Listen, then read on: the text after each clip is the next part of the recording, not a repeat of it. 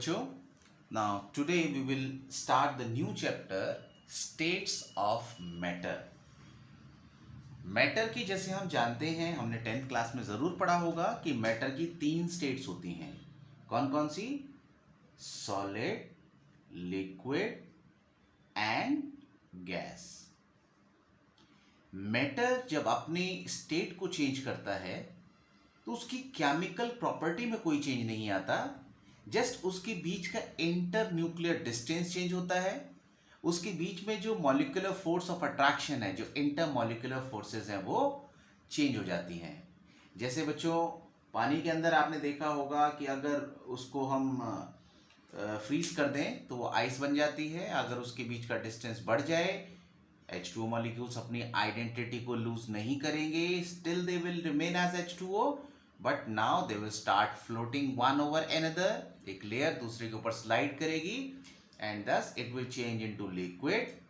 And if we further increase the temperature, the inter molecular distance will further increase and thus it will change into gas. तो basically हमें अब property पढ़नी है matter की. Means that will be the combination of atoms and molecules. अभी तक chemical bonding के अंदर हम जो प्रॉपर्टी पढ़ रहे थे, that was of the isolated atom. जैसे हमने अगर बात की आयोनाइजेशन एनर्जी की, that is the property of the individual atom, कि एटम के आइसोलेटेड एटम के वैलेंस शेल से इलेक्ट्रॉन्स को निकालने के लिए कितनी एनर्जी चाहिए. या हम इलेक्ट्रॉन गेन एंथैल्पी जब पढ़ते थे तो हमने क्या पढ़ा कि किसी न्यूट्रल एटम के वैलेंस शेल में जब इलेक्ट्रॉन ऐड करेंगे तो कितनी एनर्जी निकलेगी. तो ये प्रॉपर्टी कैसी है? ये प्रॉपर्टी एटम की है. इलेक्ट्रोनेगेटिविटी क्या है? This is the property of the individual atom. Atomic size क्या है? एटम का साइज है. Ionic radius, all these are the property of the individual atoms और आयंस. बट अगर ये एक साथ इकट्ठे हो जाएं तो एक पर्टिकुलर फेज क्रिएट करेंगे. That can be solid, liquid or gas. जब मॉलिक्यूल बहुत क्लोज आ जाएंगे, let they are so close they have formed the solid phase. अब अगर इस सॉलिड फेज में हम कोई प्रॉपर्टी देखना चाहें तो कौन सी देख सकते हैं? जो कलेक्शन ऑफ मॉलिक्यूल्स की वजह से हो, वो हो सकती है बच्चों मेल्टिंग पॉइंट, बॉइलिंग पॉइंट. ऐसे ही बच्चों लिक्विड में भी तो होगा. लिक्विड का क्या देख सकते हैं हम? मेल्टिंग पॉइंट तो नहीं होगा because it is already in the liquid form. Now the layers can slide one over another. हम इसको लिक्विड से सॉलिड फॉर्म में चेंज कर सकते हैं. Boiling point. और अगर ये वाटर है, हम कहें इसकी वेटेबिलिटी देखें, वाटर है या कोई और लिक्विड है? गीला. अब एक H2O का मॉलिक्यूल तो हमें गीला नहीं कर सकता. That is the collection of water molecule which can wet. ऐसे ही अगर हम कहें बच्चों किसी भी मटेरियल की डेंसिटी कितनी होगी, है ना? हाँ, yes, density can even be calculated for the individual atom, but our main interest will be in finding the density of the collection of atom or molecules. तो ये प्रॉपर्टी क्या है? ये प्रॉपर्टी हमारी है बच्चों बल्क की. ठीक है. तो अब हम क्या करेंगे? बिकॉज व्हेन एनी मटेरियल या any molecules connect together to form the different phases, their phase depends on their intermolecular attraction. If it is the weakest one, it can be gas, and when it gets stronger, it changes into liquid, and when it further gets strengthened, it changes into solid. So now we will study the force of attraction between these gas molecules. यानी हम पढ़ेंगे अब intermolecular forces के बारे में. Now we will study the type of intermolecular forces. जो forces sharing of electron से थी वो covalent bond था, that was between the two atoms. Electrostatic attraction plus or minus ions के बीच में, that was ionic bond. We will not here sharing that much strong forces in between. कहते हैं कि अगर कोई फोर्स ना हो तो भी एक weak force between the molecules always exist करती है, और उसका नाम दिया गया था वीक वेंडर वाल फोर्स। और ये यहाँ पर बच्चों हम 3 टाइप की वीक वेंडर वाल फोर्स को डिस्कस करने वाले हैं। पहली फोर्स है डिस्पर्जन और लैंडन फोर्स, दूसरा dipole dipole force, and third one is dipole and induced dipole force. तो शुरुआत करते हैं बच्चों डिस्पर्जन और लंदन फोर्स, जिसको यहाँ पर अगर हम बात करें तो ये फ्रिट्ज लंदन जो साइंटिस्ट हैं इन्होंने डिस्कवर किया था। So according to the name that force was given. तो let us start with dispersion और लंदन फोर्स। बच्चों एटम इलेक्ट्रिकली न्यूट्रल होता है, और ये इलेक्ट्रिकली न्यूट्रल कब हो सकता है? जब इसके अंदर जो चार्जेस हैं वो इक्वल हो और उनका सेंटर भी एक ही पॉइंट पर कंसाइड करे। For example, let this is the atom and at the centre we have this nucleus. The electrons inside the shell, जो भी इलेक्ट्रॉन्स आए हैं इनका सेंटर अगर देखा जाए तो that exactly will lie exactly on the centre of the nucleus, and this way it will be electrically neutral। मगर हमेशा तो पॉसिबल नहीं है कि इलेक्ट्रॉन बिल्कुल यूनिफॉर्मली डिस्ट्रीब्यूटेड रहे, उनका सेंटर कंसाइड करे। atoms may be colliding with one another, there may be the random motion, and by any mean if momently अगर ये इलेक्ट्रॉन क्लाउड डिस्टॉर्ट हो जाए, यानी इसका जो सेंटर है आउट हो जाए। For example, if we have the situation like this, अब मैंने यहाँ क्या किया, इलेक्ट्रॉन्स का क्लाउड ज्यादा लेफ्ट पे दिखा दिया, तो अगर इसका हम एग्जैक्टली सेंटर निकालेंगे तो this will be different from the centre where we have this nucleus of the atom. तो यहाँ पर टेम्परेली एक डाइपोल क्रिएट हो गया, इसको मोमेंट्री डाइपोल कहेंगे हम, टेम्परेरी डाइपोल क्रिएट हुआ है, क्योंकि at the some other moment again the electronic distribution will get balanced and this will vanish। मगर ये जो टेम्परेरी डाइपोल क्रिएट हुआ है ये क्या करेगा, ये अपने नजदीक रखे हुए एटम में भी डाइपोल इंड्यूस कर देगा। ये जो नेगेटिव चार्ज क्रिएट हुआ है which is on the left side, that will create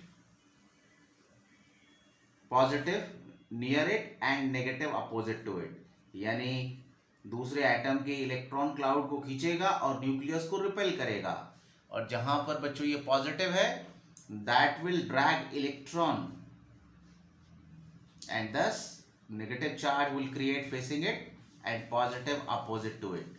तो ये जो मोमेंट्री डाइपोल क्रिएट हुआ within this atom, that is going to attract the opposite charges of the dipole which is induced due to it। तो ये था हमारा बच्चों temporary dipole, और इसकी वजह से नियर बाय एटम में भी डाइपोल इंड्यूस हुआ। अगर ये टेम्परेरी है तो डेफिनेटली ये भी उसी हिसाब से टेम्परेरी रहेगा, एंड दस the electrostatic attraction between this opposite charges of the dipole and induced dipole is called dispersion or London forces। बच्चों ये जो इंटरैक्टिव फोर्सेस हैं इनके बीच में जो इंटरेक्शन एनर्जी है that is inversely proportional to the sixth power of the distance between them. और ये जो फोर्स है बच्चों ये तभी ऑपरेट होती है जब डिस्टेंस इनके बीच में करीब करीब 500 पिकोमीटर की रेंज का हो। Now you can write this definition. Due to unsymmetrical distribution of electrons, a temporary dipole gets created which induces the dipole in the nearby atoms, due to which there exists electrostatic force of attraction, and this temporary force of attraction which exists between dipole and induced dipole is called dispersion और London force। ये बच्चों जो interaction energy है, क्योंकि अभी तो opposite charges में attraction है, it is inversely proportional to the sixth power of the distance between them. ये फोर्स बच्चों वीक होती है जब मॉलिक्यूल नियरली 500 पिकोमीटर की रेंज में होते हैं, तो ये फोर्स हमारी एग्जिस्टेंस में होती है। यस, नाउ बच्चों सेकंड फोर्स है dipole dipole force. Dipole dipole force क्या होती है? जैसे फॉर एग्जांपल हमारे पास दो एटम हैं जो डिफरेंस इन इलेक्ट्रोनेगेटिविटी से कनेक्टेड हैं। जैसे एक एग्जांपल मैं लेता हूं CH3F का ले लेता हूं। इसमें फ्लोरीन कार्बन से कनेक्टेड है और फ्लोरीन की इलेक्ट्रॉन खींचने की ताकत ज्यादा होती है। Fluorine is more electronegative than this carbon. So fluorine will acquire partial negative charge and carbon will acquire partial positive charge, क्योंकि ये जो shared pair of electron है that will shift more towards fluorine atom। और ये जो dipole create हुआ, this is the permanent dipole because these two atoms are permanent staying together in this molecule। तो ये जो डाइपोल क्रिएट होगा, this shifting of the covalent bond towards fluorine will be permanent। तो जितने भी molecule होंगे वो सारे के सारे पोलराइज्ड होंगे या कहीं उसमें डाइपोल क्रिएटेड होगा। तो अगर हम एक मॉलिक्यूल का प्लस दूसरे के माइनस के क्रॉस लेके जाते हैं तो इनके बीच में फोर्स ऑफ अट्रैक्शन होगा, एंड डेफिनेटली जब लाइक चार्जेस लेकर जाएंगे तो रिपल्शन होगा। So we call it interaction. तो ये जो इलेक्ट्रोस्टैटिक फोर्स डेवलप हुई इन पोलर मॉलिक्यूल के बीच में, और अगर फ्रीली छोड़ेंगे तो डेफिनेटली जो अट्रैक्शन है वहां पर ही अपने आप को सेट करेंगे। These two plus and minus charges of fluorine and this carbon will attract each other. So this attraction is called as dipole dipole force. You can note the definition of dipole dipole force. When in a molecule two atoms of different electronegativity are forming covalent bond, then it will create dipole. The electrostatic attraction thus exists between the opposite charges of different molecule is called dipole dipole force. ये बच्चों जो dipole dipole force है ये again inversely proportional to cube root of the distance होता है, और अगर dipole rotating हो then it is inversely proportional to r की power 6। Dipole dipole force will be greater than this dispersion और London force. क्यों? क्योंकि जब डाइपोल डाइपोल एक एक्स्ट्रा फोर्स क्रिएट हो रही है and we know this force already exist in all the types of atom and molecules, तो ये तो एडिशनल फोर्स डाइपोल डाइपोल में है ही। तो क्यूमुलेटिव इफेक्ट क्या होगा कि जो डाइपोल डाइपोल फोर्स है that will become greater than dispersion और London force. Dipole dipole force में बच्चों एक स्पेशल केस आता है हाइड्रोजन बॉन्ड का जो हम सेपरेट पढ़ेंगे एकदम, वो भी डाइपोल डाइपोल फोर्स है but that force is stronger, so we studied that differently. Now the third one is dipole induced dipole force.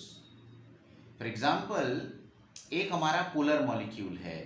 Polar molecule जैसे हम HCl ले लेते हैं। Let this is the polar molecule which has the permanent dipole moment. H के पास plus charge है, chlorine के पास minus charge है, as chlorine is more electronegative। और ये हमारा कोई नॉन पोलर एटम है। ये डाइपोल जितना स्ट्रांग होगा उतनी फोर्स ज्यादा होगी। The same thing is with the dipole dipole force also. Greater the electronegativity difference, greater will be the charge created, stronger will be the force. ऐसे ही अगर डाइपोल इंड्यूस्ड डाइपोल में भी this dipole created is of the greater strength, तो जितना ज्यादा charge होगा that will polarise the atom और molecule nearby it to the greater extent. ये माइनस क्या करेगा? प्लस को अट्रैक्ट करेगा, माइनस को रिपेल करेगा, और इस तरीके से इसमें डाइपोल इंड्यूस कर देगा। डाइपोल का इंड्यूस होना सिर्फ इस एटम के साइज पर ही नहीं डिपेंड करेगा, इसके इलेक्ट्रॉनिक एनवायरनमेंट पर भी डिपेंड करता है। हाँ, जितना एटम बिगर होगा, बड़ा होगा, उतना आसानी से पोलराइज हो जाएगा। This we have studied in Fajans rule. Greater the size of atom, more will be its polarizability।